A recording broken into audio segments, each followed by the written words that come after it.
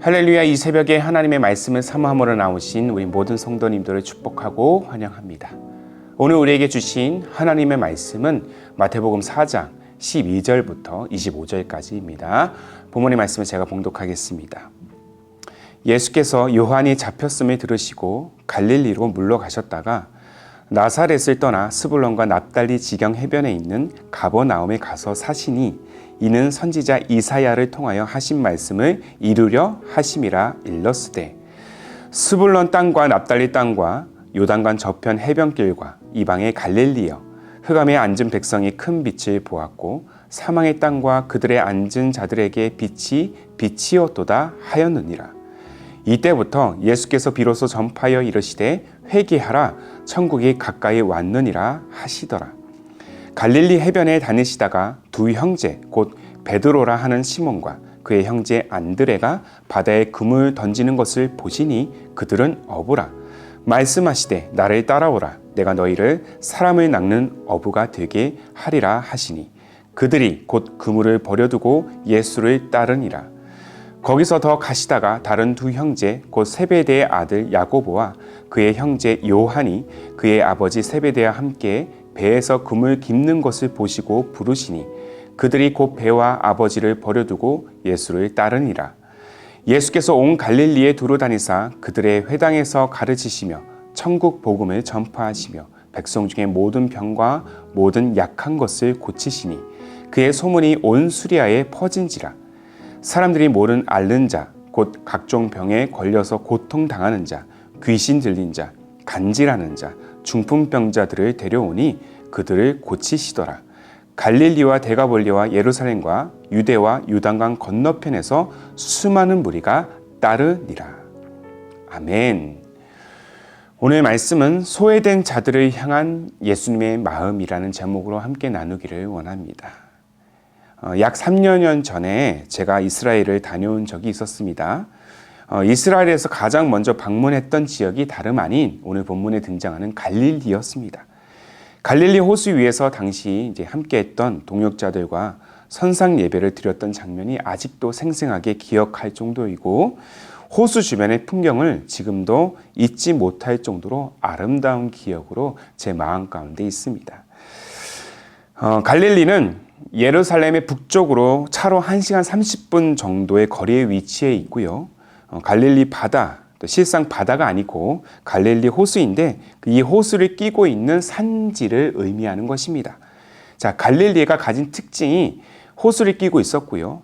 또 이방 지역과도 매우 인접해 있었기 때문에 이 문화적인 교류가 굉장히 활발했던 곳이기도 했습니다. 다만 이러한 활발한 교류로 인해서 혼혈인들이 많이 태어났고요. 혼합 종교가 많았기 때문에 정통 율법을 고수한 당시 유대인들로부터 많은 멸시와 차별을 받았던 곳입니다. 지리적으로는 문화적 교류가 활발했던 데 반해서 이스라엘 변방에 속해 있었기 때문에 중심 도시였던 예루살렘에 비해 주목도도 많이 떨어졌었고 변변찮은 시골 지역 또 시골 도시로 인식되었던 도시이기도 합니다.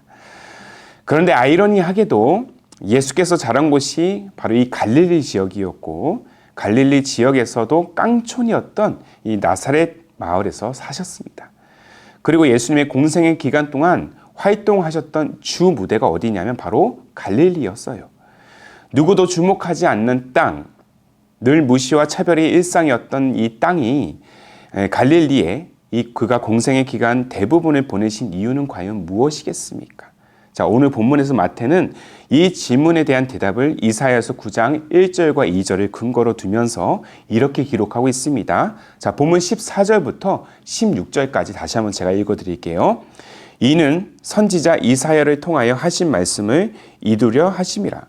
일렀으되 스불론 땅과 납달리 땅과 요단강 저편 해변길과 이방의 갈릴리여 흑암에 앉은 백성이 큰 빛을 보았고 사망의 땅과 그들의 앉은 자들에게 빛이 빛이었도다. 여기에서 스불론과 납달리의 땅은 이스라엘 두 지파로서 각각 나사렛과 가버나움에 속해 있었기 때문에 갈릴리를 의미하는 것입니다. 그리고 우리가 주목해야 될 표현이 바로 이방의 갈릴리여라는 이 표현입니다. 갈릴리에 이방인이 많아서 그렇게 지칭한 것일 수도 있는데 무엇보다 예수님의 공생의 사역, 곧 복음의 사역이 갈릴리로부터 시작되었다는 사실을 우리가 근거로 볼 때 이 표현 속에 많은 의미를 담고 있다는 사실을 우리는 기억해야 될 것입니다. 이방의 갈릴리, 지역적으로 이 갈릴리는 소외된 지역이었고요. 이방인들이 많이 드나드는 상황 속에서도 갈릴리는 정통 유대인들로부터 많은 질타와 차별을 견뎌야만 했습니다.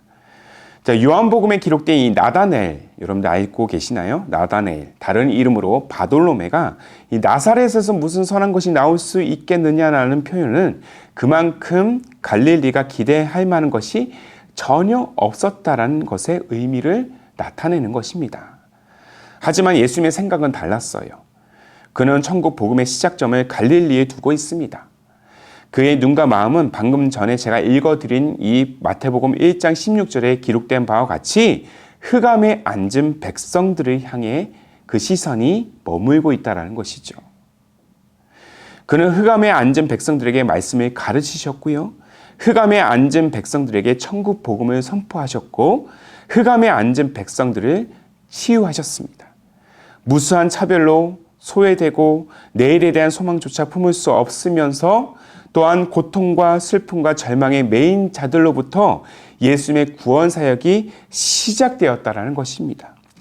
병으로 인해서 고통당하는 자, 귀신 들린 자, 중풍병자가 바로 이곳에서 치유를 받았고요. 그 복음으로 인해서 그들로 하여금 인생에 대한 소망을 갖게 만든 곳이 바로 갈릴리였습니다. 그뿐만이 아니죠. 주님은 갈릴리에서 제자를 세우셨습니다. 세상의 기준으로 볼 때 그저 평범한 어부에 불과했던 자들을 부르시고 그리고 자신을 따르게 하십니다. 자, 본문 18절과 19절의 말씀이죠. 갈릴리 해변에 다니시다가 두 형제 곧 베드로라 하는 시몬과 그의 형제 안드레가 바다에 금을 던지는 것을 보시니 그들은 어부라. 말씀하시되 나를 따라오라. 내가 너희를 사람을 낚는 어부가 되게 하리라. 어부는 당시 환대받지 못한 직업이었습니다. 그저 하루살이를 반복하는 가난의 삶을 상징하는 것이었습니다. 신분은 매우 낮았고 배움의 기회조차 없는 자들이 가졌던 직업이었던 것이죠. 누구도 그들을 주목하지도 않았고 그들로부터 무엇인가가 이루어질 것이라는 그 기대조차도 없었다라는 것입니다. 하지만 주님은 갈릴리의 어부들을 부르십니다. 베드로 또 안드레 형제에게 이제는 고기가 아니라 사람을 낚는 어부가 되게 하겠다. 수많은 영혼들을 살리는 복음의 통로로 너희들을 사용하겠다. 그렇게 주님께서 그들을 제자로 세우시고 부르시고 있다는 것이죠. 이것이 바로 주님의 방식인 것입니다. 가장 낮은 곳인 이 땅에 오셔서 가장 천대받는 마을에서 자라나시면서 가장 소외된 자들을 세우셔서 그들을 통하여 천국 복음의 사역을 계속해서 확장해 가셨다라는 것이죠. 그리고 누구보다 주님은 소외된 자들의 마음을 이해하고 계셨습니다. 소외된 자들과 함께 자라나셨고 소외된 자들의 애환을 수없이 목격하셨기 때문입니다. 그리고 주님은 누구보다 소외되었던 우리 마음을 또 소외된 영혼들의 마음을 그 애환을 지금도 잘 알고 계십니다. 그렇게 주님은 지극히 작고 평범한 세상이 주목하지 않는 바로 우리를 통하여 교회를 세우시고 하나님 나라의 확장을 위한 천국 복음의 사역을 이뤄 가시는 줄로 믿습니다. 사랑하는 성도 여러분, 때때로 우리의 인생이 세상으로부터 소외당하고 무수한 차별을 감내해야 하는 여정이지라도 삶을 우리가 포기하지 말아야 하는 이유가 여기에 있습니다. 세상은 우리를 주목하지는 않지만 주님은 우리를 주목하십니다. 지극히 평범하고 평범함보다 못한 그 어둡고 착잡한 길을 거니는 우리의 인생이지라도 주님은 그렇게 소외되고 아픈 영혼들, 우리들을 바라보시고 또한 다가오시며 치유하시는 분인 줄로 믿습니다. 때문에 우리는 소망이 있는 것이죠. 그렇게 우리를 주목하시는 주님께 우리의 마음과 정성을 다해 주님께 소망을 둘 때 끝까지 주님의 이름을 우리가 또한 붙들 때 마침내 흑암을 넘어서 크고 영원한 빛이 우리에게 비춰질 줄로 믿습니다. 한 걸음 더 나아가 지극히 작은 우리를 제자로 삼으신 주님께 우리가 감사하며 그 거룩한 부르심에 따라서 우리 또한 헐벗고 굶주리며 소외된 자들을 소외된 자들에게 생명의 빛을 전하는 그러한 인생이 되어야 할 줄로 믿습니다. 우리 또한 주님의 시선처럼 갈릴리를 바라봐야 합니다. 여러분들이 바라봐야 할 갈릴리는 어디입니까? 그것이 가정이 되었든 직장이 되었든 모든 영역 가운데 소외된 영혼들을 향해 그 주님의 사랑 또 예수 그리스도의 복음을 전파하는 거룩한 인생으로 나아가는 우리 모두가 되기를 주님의 이름으로 소망합니다. 그렇게 우리가 맡겨진 사명을 온전히 감당할 때 주어진 결과는 무엇일까요? 오늘 본문 마지막 절과 같이 놀라운 역사, 우리를 통한 복음의 확산의 역사가 일어날 것입니다. 마태복음 4장 25절입니다. 갈릴리와 데가볼리와 예루살렘과 유대와 그 요단강 건너편에서 수많은 무리가 따르니라. 아멘이십니까?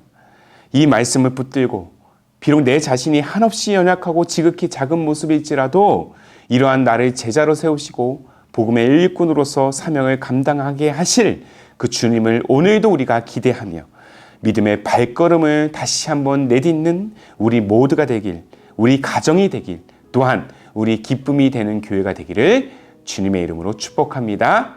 아멘. 함께 기도하겠습니다. 소외된 자를 살리기 위해 가장 낮은 곳으로 오신 예수님, 그렇게 고통과 슬픔에 매여 절망 가운데 하루하루를 살았던 우리의 인생을 복음으로 변화시키시고 일으키시고 또한 새 생명의 길로 나아가게 하신 주님의 은혜에 감사합니다. 그리고 주님을 찬양합니다. 오늘 말씀을 통하여 흑암에 앉은 백성들, 곧 소외된 자들을 향한 주님의 마음을 다시 한번 깊이 묵상합니다. 누구도 주목하지 않았던 영혼들을 치유하시고 제자로 세우신 주님의 놀라운 그 섭리가 다른 누구도 아닌 우리를 향한 것임을 신뢰하는 인생이 되게 하옵소서. 비록 내 영혼이 지극히 작고 연약함에도 불구하고 제자로 삼으신 그 이유와 목적을 분명히 깨닫고 주님의 제자로서 이 땅의 믿음의 가치를 뿌리내리고 또한 주어진 사명을 온전히 감당하는 우리의 삶, 우리의 가정, 우리의 기쁨이 되는 교회가 되기를 원합니다. 주님의 놀라운 은혜, 천국 복음의 역사를 날마다 선포하는 우리의 인생이 되게 하여 주옵소서.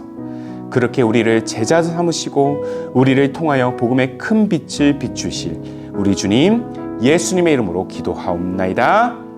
아멘. 오늘도 주신 말씀에 따라서 우리 두 가지의 기도 제목을 붙들고 함께 기도하기를 원합니다.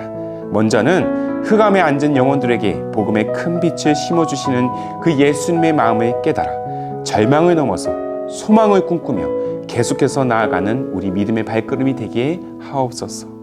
한 걸음 더 나아가 지극히 작은 우리를 제자를 삼으신 그 거룩한 부르심을 따라 헐벗고 굶주리며 소외된 자들을 향해 생명의 빛을 전하는 인생, 그리고 가정, 그리고 우리 기쁨이 되는 교회가 되게 하옵소서.